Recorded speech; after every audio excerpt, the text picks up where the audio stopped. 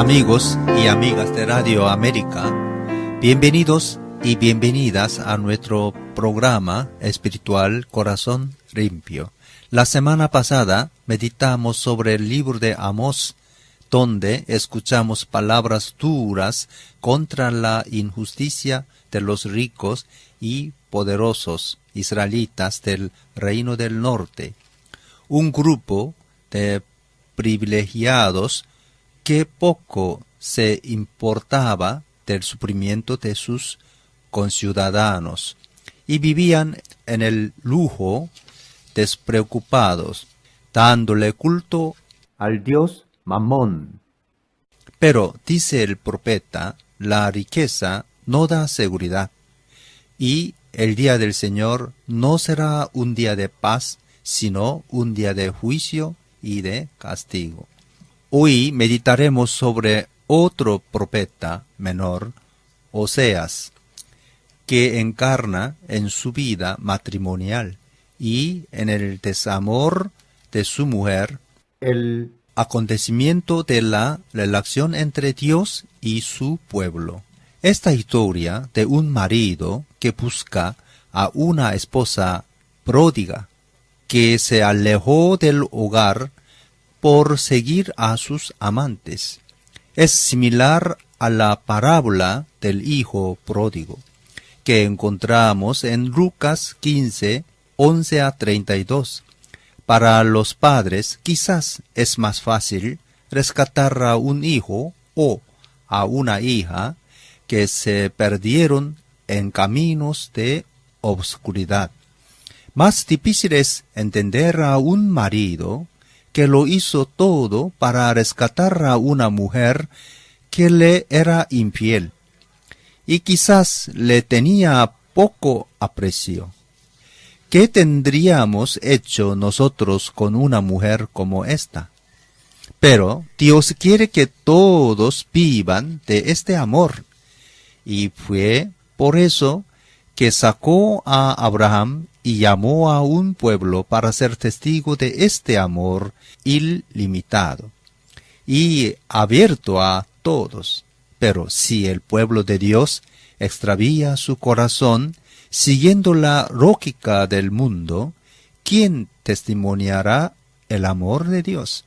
Y cuando hablamos del amor de Dios, no nos referimos al amor hacia nuestros semejantes, sino hacia toda la creación de Dios.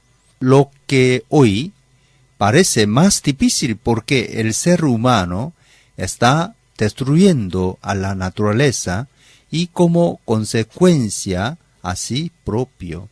A través de esta historia de amor narrada en el Antiguo Testamento, vemos como el amor de Dios es más importante que la doctrina. Esta sirve, sí, nos lleva a amor. Estas historias también nos enseñan que nadie está completamente perdido. Bien, por el contrario, las personas que pasaron por situaciones indignantes y fueron rechazados por su mala conducta, cuando se convierten y hacen la experiencia del amor que perdona, no pocas veces se vuelven mejores de los que piensan que nunca se extraviaron. Es el sentido de la reacción indignada del hijo mayor de la parábola de Lucas, que no quería saber de perdonar la conducta inmoral de su hermano. En Oseas 14:9 leemos que el que es sabio entiende estas cosas. El que es inteligente las comprende. Ciertamente son rectos los caminos del Señor. En ellos caminan los justos, mientras que allí tropiezan los rebeldes. Y sabemos que el Señor nunca da por perdido a nadie, sino que como Oseas y como el padre de la parábola, que son figura de la misericordia de Dios, nos enseñan que el amor puede hacer milagros y recuperar a una vida de fe y de virtud aquellos que aparentemente parecían no tener más remedio. Por eso, los justos entienden por gracia que si ellos también no se extraviaron, fue por pura gracia de Dios, y en lugar de juzgar a los demás, tendrían que orar para la conversión de todo hombre.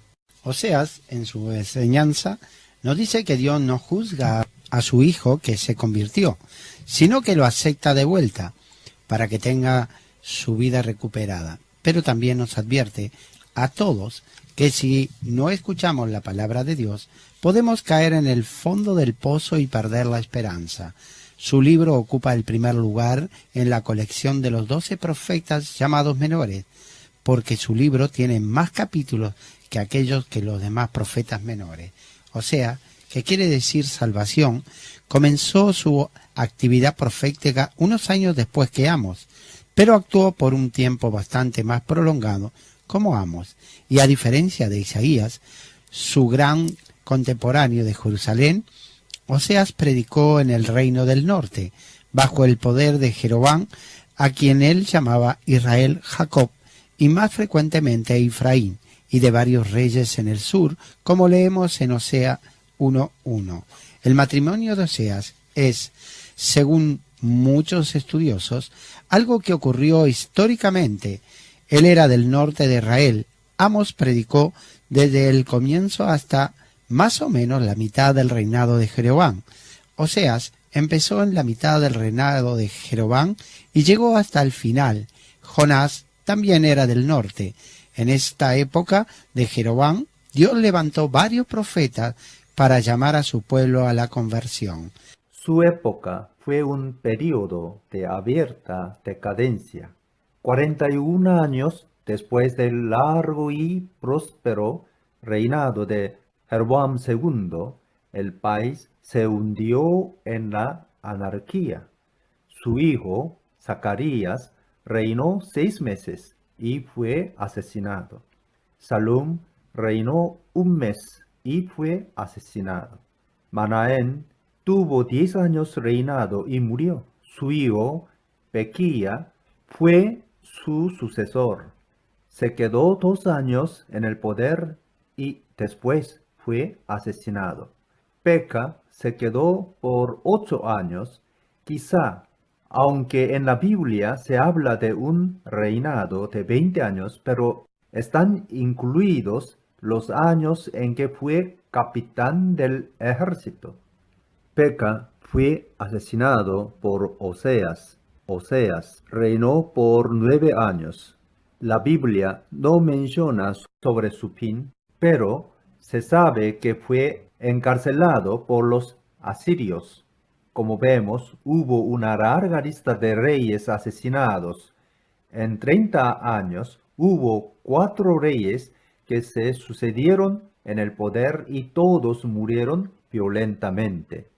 La realeza, dominada por las intrigas de los jefes militares, se debatía en medio de crisis constantemente, provocada por la incontenible expansión de Asiria, que conquistaba territorios, sometía a los pueblos, les imponía pesados tributos y les exigía una sumisión incondicional. En el libro de Oseas hay numerosas alusiones a este periodo de turbulento, pero es difícil saber si el profeta llegó a ver la caída de Samaria en el 722 y 721 a.C. Todo el mensaje de Oseas tiene como tema principal el amor del Señor despreciado por su pueblo. Su dramática experiencia conyugal le hizo penetrar en los secretos del corazón de Dios, que amaba a Israel como un padre a su hijo y a un esposo a su esposa. Él es el primero entre los profetas que describe la relación entre el Señor e Israel en términos de unión matrimonial. El Dios de Oseas es un Dios apasionado, que se expresa con el lenguaje del amor. Él manifiesta su ternura, sus celos, su ardiente deseo de ser correspondido y su violenta indignación al verse traicionado. Pero esa ternura no es un signo de debilidad, es la fuerza de Dios capaz de transformar al hombre y de hacer desaparecer en él hasta el recuerdo del pecado. Por eso, su última palabra no es de rechazo y de condenación, sino él anunció una maravilla alianza de restauración que tendrá dimensiones universales, Oseas 2 del 20 al 25. Su mensaje ha dejado marcas profundas en el Antiguo Testamento a partir de él. El simbolismo conyugal se hizo clásico en los escritos proféticos. El Nuevo Testamento, por su parte, cita pasajes de Oseas o se inspira en ello varias veces. De una manera especial, Pablo y el libro de Apocalipsis aplican a la unión de Cristo con la Iglesia el símbolo del matrimonio de Dios con su pueblo.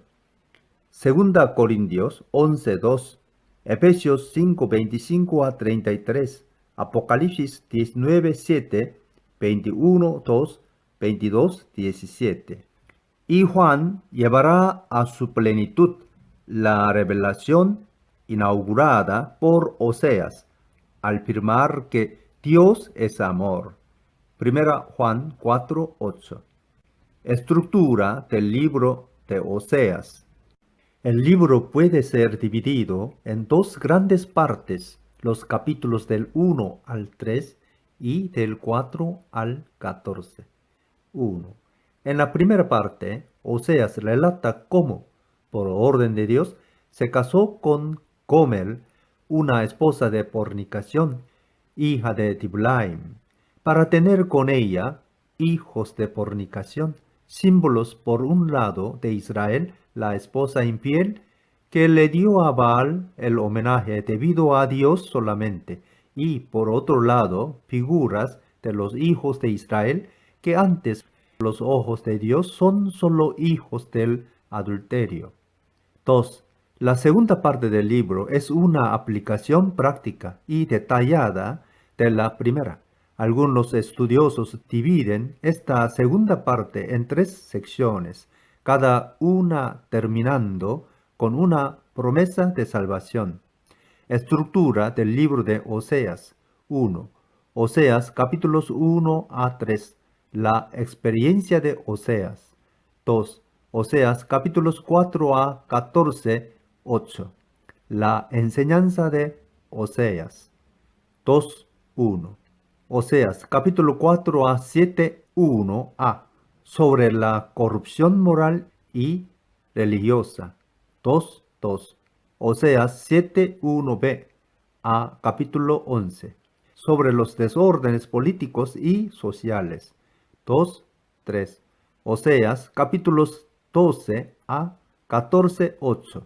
Sobre la catástrofe final y la recuperación por el amor victorioso. 3. Oseas 14:9, la conclusión. 3:1. Los caminos del amor del Señor son rectos. 3:2. Los justos andarán por ellos. 3:3. Mas los rebeldes caerán en ellos. Síntesis de los capítulos del 4 al 14:8. 2:1. Oseas capítulo 4 a 7:1a. El profeta habla aquí casi exclusivamente de corrupción moral y religiosa.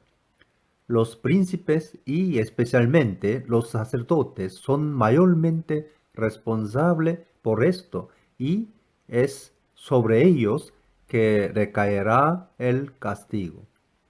2:2. Oseas 7:1b a capítulo 11. Se enfatizan en esta sección los desórdenes políticos y sociales. En la casa hay conspiraciones, regicidios, anarquía, mientras que se buscan alianzas con poderes extranjeros. No hay duda de que la ley todavía reinaba y aún así los desórdenes religiosos permanecen como el principal objeto del reproche del profeta. Pero, a pesar de todo, algún día Dios reunirá a sus hijos dispersos, porque en él hay un amor que no se deja vencer por la infidelidad, sino que siempre hace prevalecer la misericordia sobre la ira. Oseas 11, 8 a 9. 2.3. Oseas capítulo 12 a 14, 8. En la última sección se siente como si la catástrofe final estuviese muy cerca. Oseas 12 a 14, 1. Sin embargo, de nuevo, el amor resulta victorioso. El libro termina con una exhortación al pueblo a volverse hacia Dios, quien promete nueva vida a Israel y una gran bendición desde el hombre hasta la naturaleza. Oseas 14, 2 a 8. 3. La conclusión en Oseas 14, 9 les recuerda a todos que al final cada cual recibirá lo que merece. Para entender el amor de Dios hay que hacer la experiencia de un amor gratuito e incondicional, hasta que nuestro amor no pasa de una pasión efímera o de una posesión que hace del otro un objeto de nuestra propiedad. Nunca vamos a entender el amor gratuito de Dios. Quizás el amor de un padre y sobre todo el de una madre para con sus hijos pueda acercarse y hacerse entender algo del amor que Dios nos tiene. Comentario de los capítulos 1 a 3. Para hablar de su amor, Dios preparó a Oseas con una preparación espiritual muy dura, donde el profeta, engañado por su mujer, aprendió el dolor de Dios engañado por su pueblo. La dura experiencia de Oseas para nosotros es difícil de imaginar. Es como si en nuestra época un pastor se casará con una mujer que le es infiel y a partir de esta situación de fracaso matrimonial fuera llamado a hablar del fracaso de Dios para con su pueblo. Pero en la época de los profetas, Dios usaba señales concretas para hablar a su pueblo. Era parte de la cultura del tiempo esta manera de hablar al pueblo por símbolos tirados de la vida y de la cultura del pueblo. Para entender mejor es solo leer algunas de las actitudes de Jeremías o Ezequiel u otros profetas. Oseas se casó con Gomer y tuvo 3 hijos. El primer fue Jezreel. La segunda fue una hija que se llamó Lo-Ruama, es decir, no me compadeceré más de la casa de Israel. El tercer hijo de nombre Lo-Ammi, es decir, no mi pueblo. Los nombres algo raros de los hijos de Oseas fueron puestos para demostrar la difícil relación de Dios con su pueblo. La mujer de Oseas tenía una cierta dependencia del sexo y tenía amantes. Quizás a ella le gustaba recibir cariño y ser el centro de la atención. En Oseas 3, 2 a 3 y 4, 10 a 12, podemos entender de la postura de Gomer. Compré entonces a esa mujer por 15 monedas de plata y una carga y media de cebada. Y le dije, vas a vivir conmigo mucho tiempo, pero sin prostituirte, no tendrás relaciones sexuales con ningún otro hombre, ni yo te voy a tocar. Oseas 3, 2, 3. Comerán, pero no quedarán satisfechos. Se prostituirán, pero no se saciarán, porque han abandonado al Señor para entregarse a la prostitución. y al vino, al mosto que hace perder la razón. Mi pueblo consulta a su ídolo de madera, y ese pedazo de palo le responde. Su tendencia a prostituirse los descaría, se prostituyen en abierto desafío a su Dios. Oseas 4:10 a 12. Podemos ver que Gomer era por un lado adúltera y por el otro víctima de una sociedad que hace del sexo un ídolo. En nuestros días también el sexo tiene un papel demasiado importante en las relaciones. Vivimos en un tiempo muy erotizado que no trata al sexo con la debida seriedad, sino solo como objeto de placer. En una pareja el sexo debe tener su papel, pero no podemos fundamentar una relación sobre el sexo, porque con el tiempo entra el cansancio, la rutina, y cada uno empieza a procurar la novedad. En verdad es en la fidelidad y en dar sabor a la rutina que encontramos la felicidad de una relación de pareja. En una relación extraconyugal, quizás las cosas parecen más fáciles porque no hay el compromiso, sino solo la diversión. No hay el cansancio cotidiano, no hay los hijos que exigen, los problemas económicos y tantas otras cosas que a lo largo del tiempo pueden desgastar la relación, pero tampoco hay la belleza de un amor que madurece, la connivencia de una pareja que va se conociendo y creciendo juntos, y un amor que puede crecer y fortalecerse con el tiempo.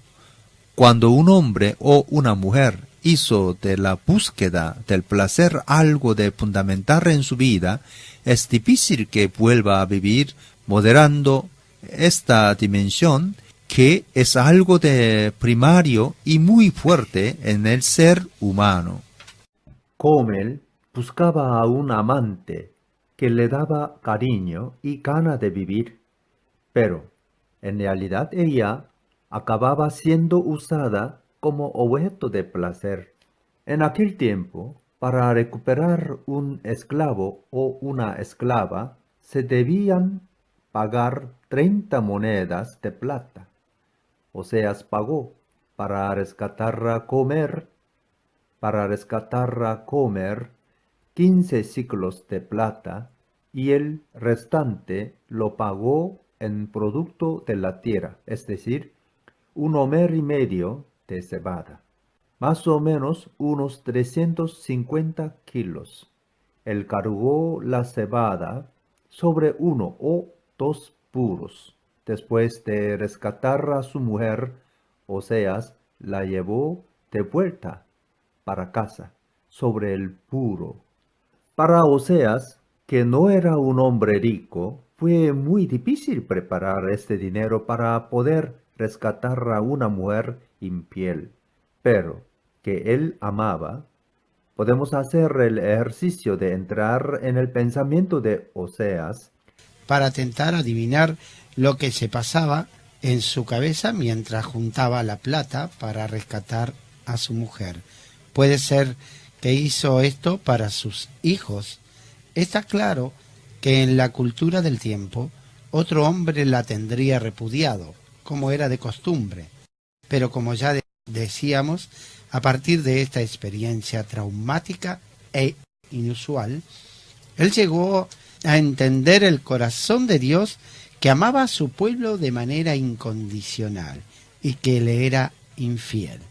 En la historia de Abraham sabemos que lo que llevó a este al tope de la experiencia espiritual fue el hecho que debió llegar hasta el punto de tener que renunciar a su hijo único. Esto es para decir que los sufrimientos de la vida, las experiencias duras, que nos parecen algo de puramente negativo, pueden después resultar en ocasiones de profundo crecimiento espiritual. Estos dos cuentos y otros que encontramos a lo largo de la Biblia son importantes dentro de la historia de la salvación. Para entender el corazón de Dios, Jesús mismo fue vendido por Judas por 30 monedas de plata y tampoco fue comprendido por los demás apóstoles. Después que Judas traicionó a Jesús, arrepentido, echó las 30 monedas de plata en el tesoro del templo y los sacerdotes las sacaron para comprar un terreno, como leemos en Mateo 27, cuando Judas, el que lo había traicionado, vio que había condenado a Jesús, sintió remordimiento y devolviendo las 30 monedas de plata a los jefes de los sacerdotes y a los ancianos, «He pecado», les dijo, «porque he entregado sangre inocente, y eso a nosotros ¿qué nos importa?». Respondieron, «Allá tú». Entonces Judas arrojó el dinero en el santuario y salió de allí. Luego fue y se ahorcó. Los jefes de los sacerdotes recogieron las monedas y le dijeron, «La ley no permite echar esto al tesoro, porque es precio de sangre». Así que resolvieron comprar con ese dinero un terreno conocido como Campo del Alfarero, para sepultar allí a los extranjeros. Por eso se le ha llamado Campo de Sangre hasta el día de hoy. Así se cumplió lo dicho por el profeta Jeremías. Tomaron las 30 monedas de plata, el precio que el pueblo de Israel le había fijado, y con ellos compraron el Campo del Alfarero, como me ordenó el Señor. Jesús fue vendido a precio de dinero, pero nosotros no fuimos rescatados por oro o plata, sino por la sangre preciosa de Jesús. José, el padre de Jesús, también aceptó a María, que quedó embarazada cuando todavía no vivían juntos. Humanamente, fue para él una experiencia muy dura, y por ser un hombre bueno y justo, llegó a pensar en repudiarla en secreto, para no perjudicarla. Pero por la fe y por intervención de un ángel la aceptó y se tornó el padre putativo de Jesús. María, dice el texto, por su parte, se quedó en silencio, arriesgando la vida de aquel que llevaba en su vientre, demostrando que éste de verdad era el Hijo de Dios. Otra mujer quizás tendría hablado tentando disculparse o justificarse. Sabemos que cuando está en juego la vida de un hijo, una madre es capaz de cualquier cosa para salvar a su hijo. Podemos pensar, para entender mejor la relación Oseas, Gomer y Dios, pueblo de Israel, a una película. Una mujer de esta chica vivía en el santuario de Baal, porque su mamá era prostituta sagrada del santuario. La madre murió y la chica, que ya había crecido, siguió viviendo en el mismo lugar, haciendo el trabajo de la madre. Tampoco conocía a su padre, porque su mamá se había acostado con muchos hombres, pero ella soñaba con formar una familia con un marido que la amará y con hijos que fueron suyos. Pero, como había experimentado durante su vida mucho rechazo, quería casarse con una persona religiosa porque pensaba fuera más amable y justa que los hombres que había conocido hasta entonces. Por fin encontró un buen hombre, piadoso y dispuesto a aceptarla como esposa. Ella tenía sus dudas debido a que ella siempre había crecido en el santuario de Baal, junto con las prostitutas consagradas a este dios, y compartido su vida con ellas. Pero a este hombre no le importaba su pasado, solo le importaba su vida actual, y aceptó de casarse con ella. En verdad, tuvo un sueño donde fue invitado a casarse con una mujer de este tipo.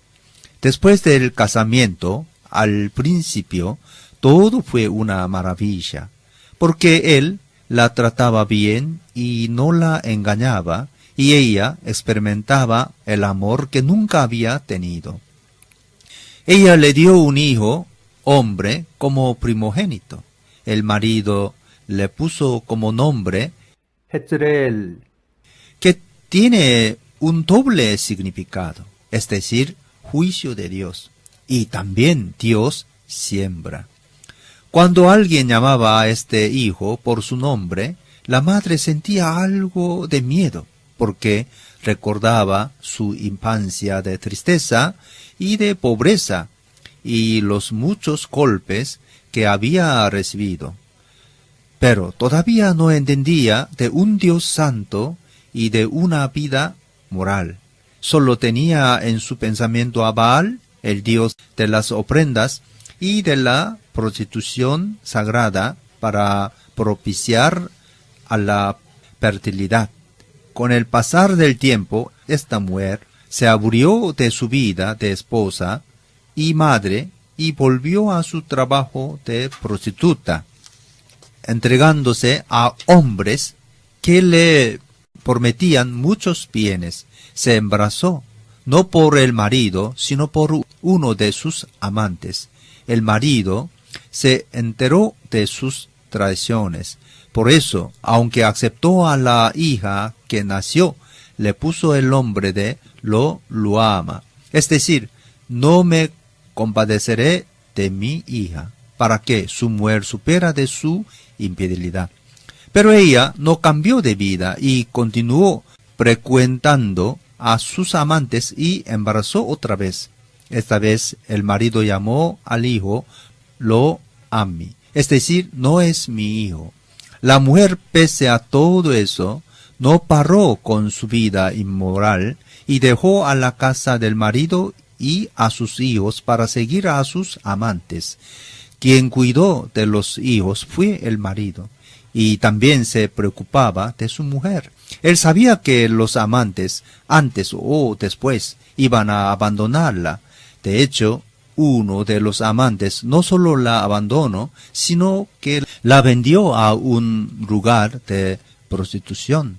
El marido, cuando se enteró, pese a que no tenía mucha plata, quería rescatarla porque sabía que la mujer se comportaba así, porque en toda su vida nunca había experimentado un amor verdadero. Por fin logró rescatarla y volvió con ella a casa. Durante el camino de vuelta, él no le dijo nada. Lo más importante era que empezará a descubrir lo que era un amor verdadero, que no estaba en regalos y palabras mentirosas, sino en la capacidad de amar a la persona en su realidad concreta, porque solo con esta experiencia de sentirse amada, una persona puede cambiar su vida. Ella, en verdad, ya quería volver al hogar, pero no tenía el coraje de pedirle a él que la ayudara por todo lo que le había hecho, pero fue él que dio el primer paso. Cuando ya estaban cerca de casa, el marido le dijo algo. No le reprochó su pecado, sino que habló lo que leemos en Oseas 3:3-5. Vas a vivir conmigo mucho tiempo, pero sin prostituirte. No tendrás relaciones sexuales con ningún otro hombre, ni yo te voy a tocar. Ciertamente los israelitas vivirán mucho tiempo sin rey, ni gobernante, sin sacrificio, ni altares, ni efod, ni ídolos. Pero después los israelitas buscarán nuevamente al Señor su Dios y a David su rey. en los últimos días acudirán con temor reverente al Señor y a sus bondades. Oseas le dijo a su mujer que además que no iba a tener relaciones con sus amantes, tampoco las tendría con él. Pero hay motivo para creer que después de un largo tiempo de purificación, él volvió a unirse a su mujer en una relación de marido y mujer. Lo mismo que hizo Dios con su pueblo después que ésto se purificó de sus relaciones idolátricas. Cuando tenemos muchas cosas, quizás se nos hace difícil pensar a la vida en su profundidad y esencialidad. Pero cuando lo perdemos todo en bienes, salud y más, entonces entendemos lo que es esencial y lo que vale de verdad. Gomer tuvo que caer hasta el más hondo de su inmoralidad y de su falta de sentido para poder percatarse que todo lo que tenía no le servía de nada. Solo así supo experimentar la belleza del amor, la ternura de una familia y de un marido que la amaba de verdad. Gomer, después de esta experiencia, se volvió en mujer virtuosa y se dedicó a sacar a las demás mujeres de su situación de inmoralidad y de desespero. La conversión de Gomer no está escrita claramente en el libro de Oseas, pero podemos pensar que por el amor de su marido, ella volvió a su vida de esposa y madre. En Oseas 2:14 a 22 leemos: Por eso ahora voy a seducirla. Me la llevaré al desierto y le hablaré con ternura. Así le devolveré sus viñedos y convertiré al valle de la desgracia en el paso de la esperanza. Así me corresponderá como en los días de su juventud, como en el día en que salió de Egipto. En aquel día, afirma el Señor, ya no me llamarás mi Señor, entre comillas, Baal, sino que me dirás, esposo mío.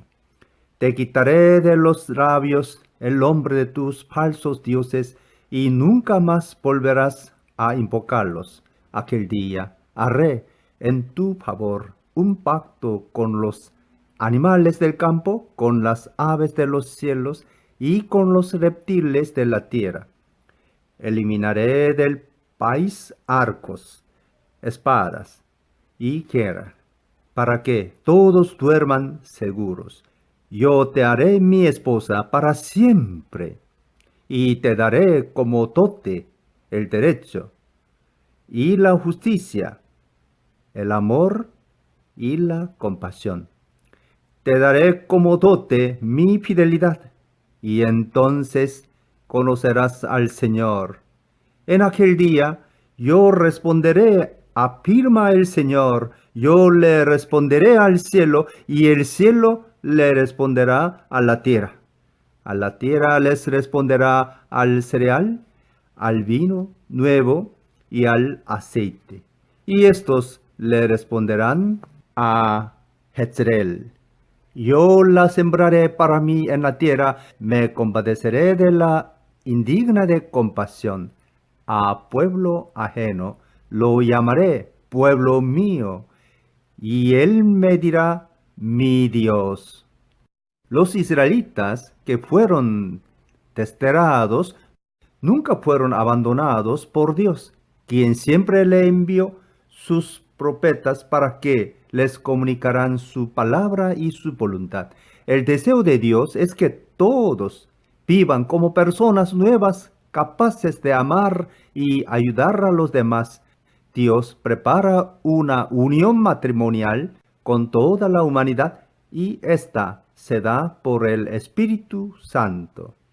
En su mensaje de amor, el libro de Oseas no es solo para el futuro, sino para el aquí y ahora, porque Dios quiere que en este momento hagamos la experiencia de su presencia amorosa que nos abraza y sustenta. Joseas aceptó a los dos hijos pese a que fueran hijos de prostitución y por eso cambió su nombre de Ro-Ruama en Ruama y de Lo-Amni en Amni. Como leemos en 2:1, llamen a sus hermanos pueblo mío y a sus hermanas compadecidas. Al primer hijo no se le cambió el nombre, solo que adquirió el sentido positivo, es decir, Dios siembra, dejando de lado la idea de juicio. En 2:22 leemos, la tierra les responderá al cereal, al vino nuevo y al aceite, y estos le responderán a Jezreel, yo la sembraré para mí en la tierra, me compadeceré de la indigna de compasión. A pueblo ajeno lo llamaré pueblo mío, y él me dirá mi Dios. Oseas, por su mensaje de amor, espeja la dimensión mesiánica de la historia de la salvación. En Oseas 1:11 leemos, el pueblo de Judá se reunirá con el pueblo de Israel, y nombrarán un solo jefe, y resurgirán en su país, porque grande será el día de Jezreel. Aquí encontramos la profecía de la unidad del pueblo bajo un único jefe, que ya no será solo un jefe político como Zorobabel, sino sobre todo un jefe espiritual que nosotros identificamos con Jesús de Nazaret. Él fue mucho más allá de lo profetizado por Oseas, porque no solo unió a Israel, sino al mundo entero. En Oseas 2:19-20 encontramos, yo te haré mi esposa para siempre, y te daré como dote el derecho y la justicia, el amor y la compasión. Te daré como dote mi fidelidad, y entonces conocerás al Señor.